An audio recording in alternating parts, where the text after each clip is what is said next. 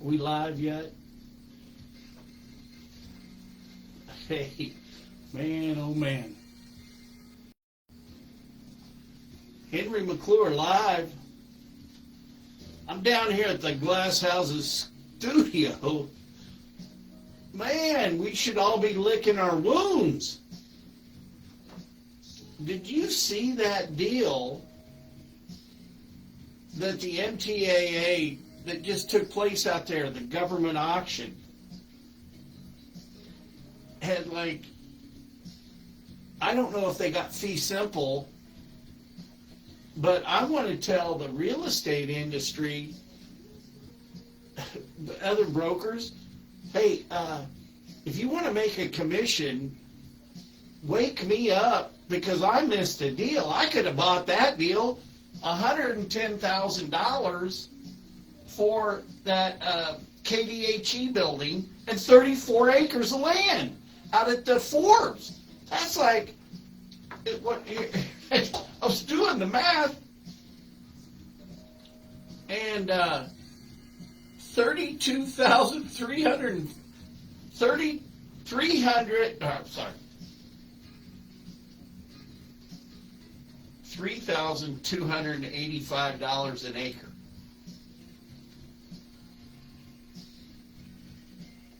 $3,230. That's farmland. And look what that Eric Johnson's doing out there. He's making things happen. He's trying to create that lawsuit to where it's not, so he doesn't have to pay the $1.8 million.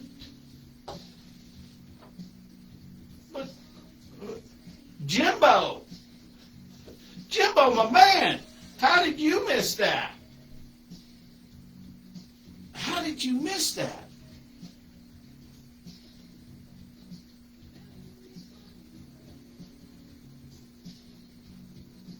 But that KDHE building, that would be the place really where you'd put Link. If they ever got any, actual bio-realty type people that want to do the deal. But man, I never want to miss a deal like that. I can't wait to see how this goes. I want to buy some land out at the Air Force Base in hope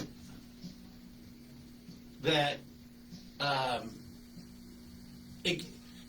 we got to start electing the board of directors out at the MTAA.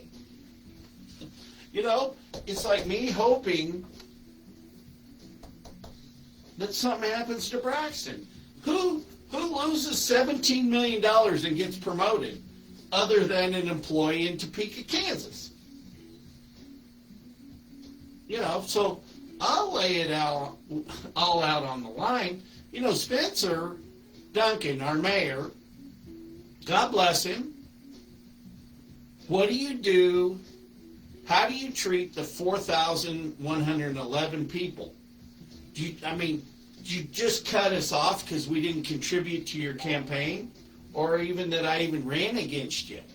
So do we have no place in your government? Hell, I want to help you, man. I want to help you. Somebody was telling me that Joe Ledbetter wanted a strong mayor form of government. Okay, let's do that. Spencer, you're it. Start off by getting rid of the city manager. Talk to that Earl McIntosh. He knows how to convert it back. Hell, I'll see if Grok knows how to do it.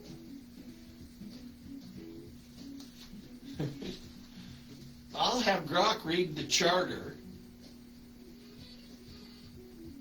and then just lay out the map of how to do it.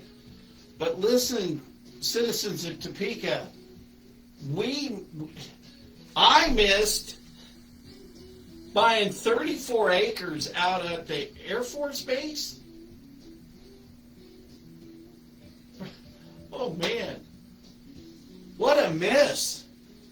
You get a building, the KDHE, and just think, after Go Topeka, they're going to have all this, you know, it may just take longer, you know, $1 million in the Wolf Camera building, right? And the guy there said, well, the reason it didn't work is because Molly didn't lease any places. But they'll be able to do it now that it's in the AT&T building. And we spent $9.5 million. That'll attract all those people now. And what you'll find out is the first thing, the first deal, lab deal, will be one of the board members of Go Topeka, some doctor, clever. So he's got a grant, boom, and he's going to do this and that, and the ROI will be a huge return.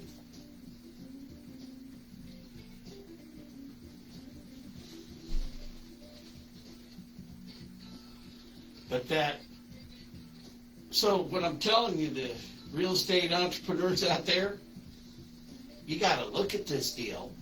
And if you want to make a commission off me, say, hey, shake me. Say, Henry, did you know about this deal? And if I don't already have a proposal in on the deal, I'll pay you a commission.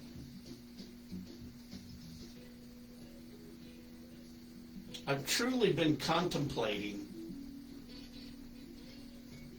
the time management of going down and, you know, finding out all this stuff. But see, I think we're a better town as soon as we get rid of Braxton. And it's kind of really the way I felt about Bill Fyander. You know, I've talked to people, well, the city said they didn't want that. Well, that's not Bill Fyander's job. And what really scares me is the guys over at Washburn poisoning young minds.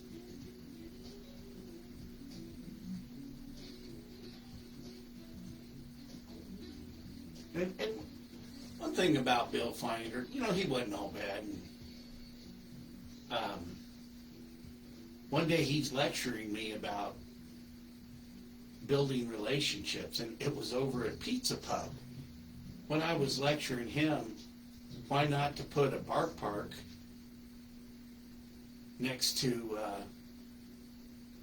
a pizza restaurant?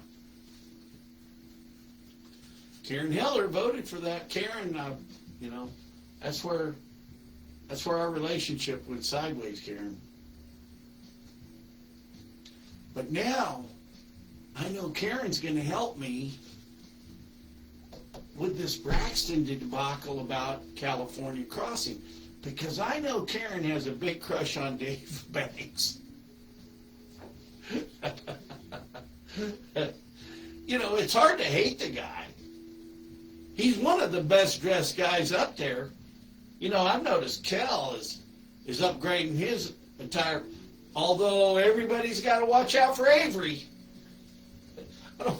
I didn't like him walking up on me the other day. Hey, what are you doing back there?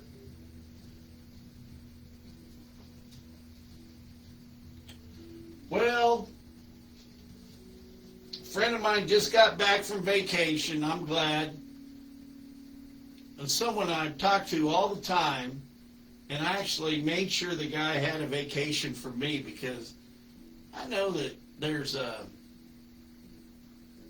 I know that everybody that voted for Spencer sure would want a vacation from me.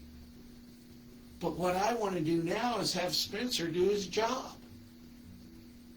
And so the 4,111 people that support me, support my ideas, we need to continue to have a voice.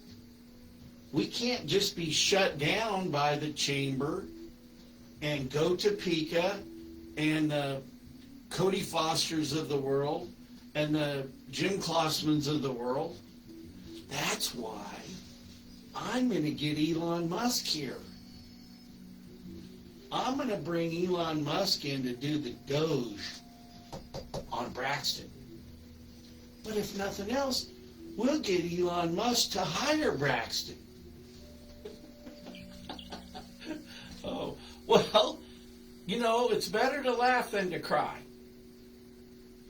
But I think there's cities because look, if this guy gets promoted by our city manager, we got to put those together as a dynamic duo and get those guys jobs. And there's other cities that need these guys more than we do. Well, hey, thanks for tuning in. Yeah, I think I'll continue to fight. It took a decade, but we've got some action on Colostron's land. And you know something? Braxton was always he was a big deal for Jimbo. I don't like that.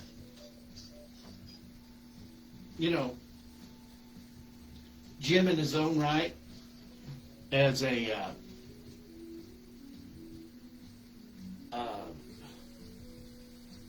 an operator of homes, there's a lot of people that say a lot of nice things about him. In fact, a friend of mine said, he owns a retirement home, and he goes, I get more money out of Medicaid. I'm more aggressive than Jim is.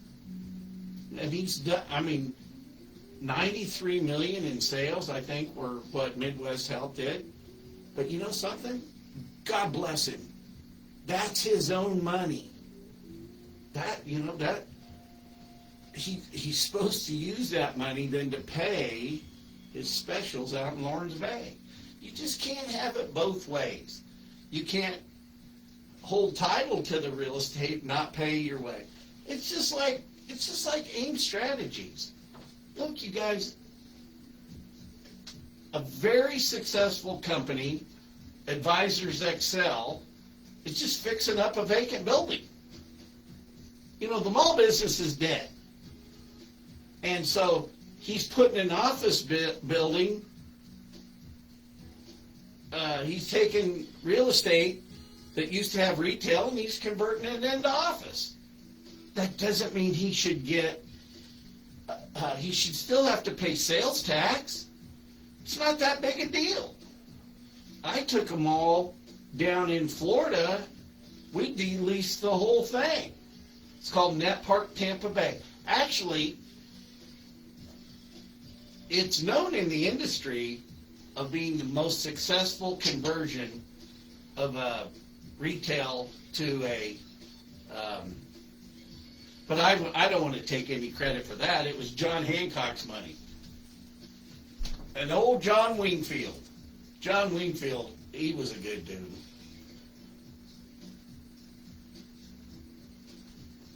That was DeVaris Real Estate. And Gerald DeVaris was a good guy. I really liked him. He was from Africa. He was a South African. And I'll think of the country.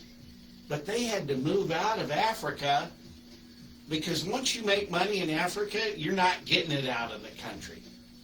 And, you can only send out very small bites of money at a time. So Gerald had to come over here. He migrated legally. And Gerald was, he was an interesting guy, very proper, he did everything to the T, you know what I mean? Crossed every I, dotted every T. When I left, my severance package, he paid every commission that he paid every commission that, I didn't have to worry about a nickel from him. And so what I did was, after some closings down there, I moved to Topeka, got my real estate license from Florida, and came home. I got my broker's license, and McClure Real Estate was born.